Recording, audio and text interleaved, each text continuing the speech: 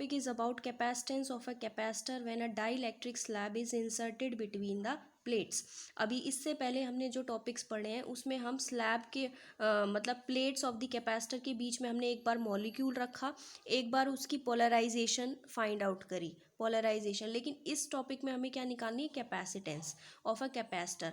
और कैपेसिटेंस को हम डिनोट करते हैं सी से, और उसका फॉर्मूला होता है चार्ज अपॉन में पोटेंशियल। तो इस टॉपिक में सबसे पहले कैपेसिटेंस निकालने से पहले हमें पोटेंशियल निकालना पड़ेगा बिटवीन द, इस प्लेट्स की वजह से इस कैपेसिटर का क्या पोटेंशियल होगा। तो firstly we discuss the diagram. ये हमारे पास कैपेसिटर की दो प्लेट्स हैं, एक है पॉजिटिवली चार्ज, दूसरी है नेगेटिवली चार्ज। इस पॉजिटिवली चार्ज प्लेट को हमने टोटल चार्ज लिख दिया प्लस क्यू, एंड इस नेगेटिवली चार्ज प्लेट पे टोटल चार्ज लिख दिया माइनस क्यू, क्योंकि ये नेगेटिवली चार्ज है। तो इलेक्ट्रिक फील्ड की डायरेक्शन हो गई पॉजिटिव टू नेगेटिव। जब इसके अंदर हमने एक डाइलेक्ट्रिक स्लैब को पुट किया तो उस डाइलेक्ट्रिक स्लैब के अंदर मॉलिक्यूल्स हैं, वो चार्ज इस तरीके से अरेंज हो जाएंगे, इसके अंदर मॉलिक्यूल्स इस तरीके से अरेंजमेंट हो जाएगा कि पॉजिटिवली चार्ज प्लेट के टूवर्ड्स नेगेटिव चार्ज होगा और नेगेटिव चार्ज प्लेट के टूवर्ड्स पॉजिटिव चार्ज होगा, जिसकी वजह से इलेक्ट्रिक फील्ड की जो डायरेक्शन होती है पॉजिटिव से negative, that is this is the direction of induced. जो इंड्यूस्ड इलेक्ट्रिक फील्ड की डायरेक्शन है वो अपोजिट है अप्लाइड इलेक्ट्रिक फील्ड की डायरेक्शन से। तो हम लिख सकते हैं कि जो इलेक्ट्रिक फील्ड हमारा रिड्यूस हो गया, क्योंकि किसी भी मटेरियल को पुट करने से इलेक्ट्रिक फील्ड लाइंस इसमें से जो पास हो रही थी, वो इलेक्ट्रिक फील्ड स्ट्रेंथ हमारी क्या हो गई, रिड्यूस हो गई। इसीलिए हम एप्सिलॉन नॉट की वैल्यू यूज़ करते हैं परमिटिविटी, मतलब इस मटेरियल की भी परमिटिविटी होगी कि ये कितनी अलाउ करता है इलेक्ट्रिक फील्ड लाइंस को अपने में से पास होने के लिए। तो रिड्यूस्ड इलेक्ट्रिक फील्ड हो गई, that is applied electric field minus में induced electric field EP, and D is the distance between the plates and T is the thickness of the slab। तो हम पहले ही डायरेक्ट डेरिवेशन कर चुके हैं, जब हमने स्लैब को नहीं पुट किया था उससे पहले capacitance of the capacitor between the plates in the presence of air, उसकी जो वैल्यू आती है that is C naught is equals to epsilon not A upon में D, where epsilon naught is the permittivity in free space and A is the area of the plate and D is the separation between the two plates के ऊपर charge distributed है, तो surface charge density को हम sigma से denote करते हैं, that is charge upon में area, and E not is equals to sigma, दो प्लेट्स के बीच की जो इलेक्ट्रिक फील्ड आएगी दैट इज सिग्मा अपॉन में एप्सिलॉन नॉट। तो इस सिग्मा की वैल्यू को हम इसमें पुट कर देंगे, तो इलेक्ट्रिक फील्ड की अप्लाइड इलेक्ट्रिक फील्ड की जो वैल्यू हो गई दैट इज क्यू अपॉन में epsilon not a, epsilon naught A, and the reduced electric field is applied electric field minus में induced electric field। लेकिन जो applied electric field है वो कहाँ एग्जिस्ट कर रही है, बिटवीन द स्लैब।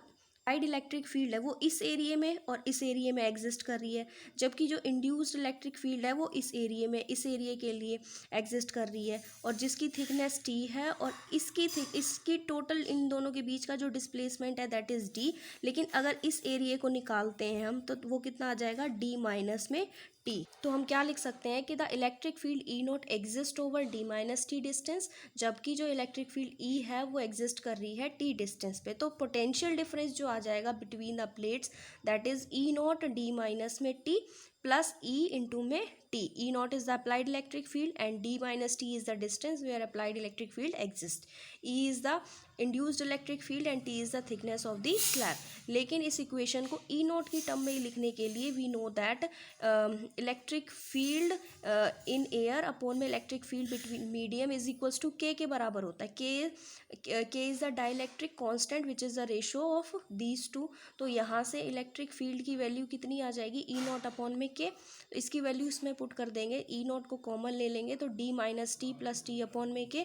तो पोटेंशियल हमारे पास आ गया E not D minus T plus K. लेकिन ई नॉट की हमने अभी वैल्यू निकाली थी अप्लाइड इलेक्ट्रिक फील्ड की, दैट इज क्यू अपॉन में एप्सिलॉन नॉट ए। वही वैल्यू हमने यहाँ पे पुट करी है, and we know that capacitance of the capacitor is equals to charge upon में पोटेंशियल। तो पोटेंशियल की वैल्यू हमारे पास आ गई है। कैपेसिटेंस हम निकाल सकते हैं जब हमने एक डाइलेक्ट्रिक स्लैब को बिटवीन द प्लेट जब रखा है, तो चार्ज अपॉन में पोटेंशियल की वैल्यू पुट करी। जब हमने इसको सॉल्व किया तो हमारे पास इक्वेशन आई एप्सिलॉन नॉट ए अपॉन में डी 1 माइनस टी अपॉन में D. 1 minus 1 upon k, where epsilon naught is the permittivity in free space, A is the area of cross section, D is the separation between the plates, T is the thickness of the slab, D is the separation between the plates and K is the dielectric constant. लेकिन epsilon naught A upon में D, this quantity is equals to C naught, which is the capacitance of a capacitor when dielectric slab नहीं रखी between the air, तो उसको C naught से denote करते हैं. तो C is equals to C naught 1 minus T upon D 1 minus 1 upon K. This is the relation for capacitance of a capacitor when dielectric slab is put between the plates. अगर इसकी value 1 minus T upon D 1 minus 1 upon के की value less than 1 हो जाए, it means सी हमारे पास greater than हो जाएगा सी not से. इट मीन्स दस capacitance of a capacitor increases when dielectric slab is inserted between the plates.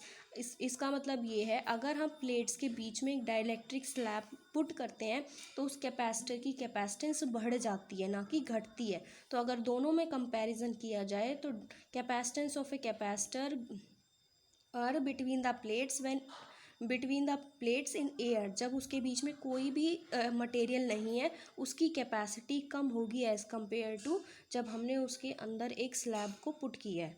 To very important note for this topic is, अगर slab fill up whole space between the plates, मतलब अगर जो ये हमारे पास capacitor की जो plates थी और डाइलेक्ट्रिक स्लैब को हम इस तरीके से रखें कि टी और डी, मतलब separation between the dielectric slab T और separation between the plates D दोनों बराबर हो जाएं, देन हमारे पास कैपेसिटेंस ऑफ द कैपेसिटर क्या आएगी, दैट इज़ इक्वल्स टू के सी नॉट. जब इसके अंदर वैल्यू पुट करोगे आप टी की जगह डी, तो हमारे पास इसको सॉल्व करके कितने आ जाएगी, के सी नॉट. जब हम दोनों की डिस्टेंस को, मतलब सेपरेशन और उसकी थिकनेस को इक्वल लेके चलें. Second important note is, if metal slab inserted, अगर मेटल रख देते हैं, मेटल की एक स्लैब, ही तो डाइलेक्ट्रिक स्लैब थी, इट मीन्स फॉर मेटल के लिए हमारे पास के की वैल्यू जो हमारे पास डाइलेक्ट्रिक कांस्टेंट होता है that is equals to infinity.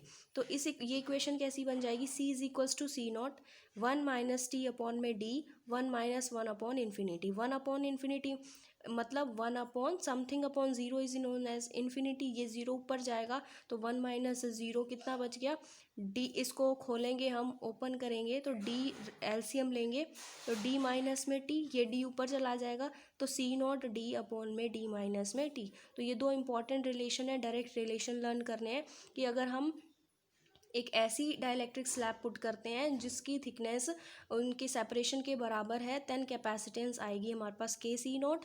अगर हम एक मेटल स्लैब को रख देते हैं तब हमारे पास कैपेसिटेंस आएगी C naught D upon D minus में टी.